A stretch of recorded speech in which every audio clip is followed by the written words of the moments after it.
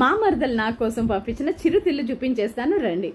అమ్మ అడిగారు, ఊరి నుంచి వస్తుంటే ఒకటి పంపించడం మన పెద్దవాళ్ళకి అలవాటే కదా, చిన్ని ఏం పంపించినని. అమ్మ ఏమొద్దు, అస్సలు ఏమి వద్దు, మేము ఒక హెల్తీ లైఫ్ స్టైల్ లీడ్ చేయాలనుకుంటున్నాం, ఏమొద్దు అంటే అమ్మ ఇంకా అట్లనే డ్రాప్ అయిపోయింది. కానీ మా మరదలు ఊరుకుంటుందా, మా అమ్మ కంటే ఎక్కువైపోయింది అనమాట పెట్టడంలో. చూడండి ఎన్ని స్నాక్స్ పంపించిందో, వద్దు వద్దు అంటేనే ఇన్ని పంపిస్తే కావాలంటే ఇంకెన్ని పంపిస్తారో కదా అండి.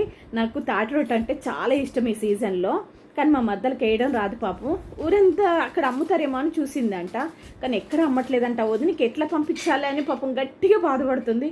ఆ టైంకే వాళ్ళ ఫ్రెండ్స్ ఎవరో తాటి రొట్టె తెచ్చిస్తే ఇంకా నాకు పంపించేసింది అనమాట. ఇది ఫిష్ ఫ్రై.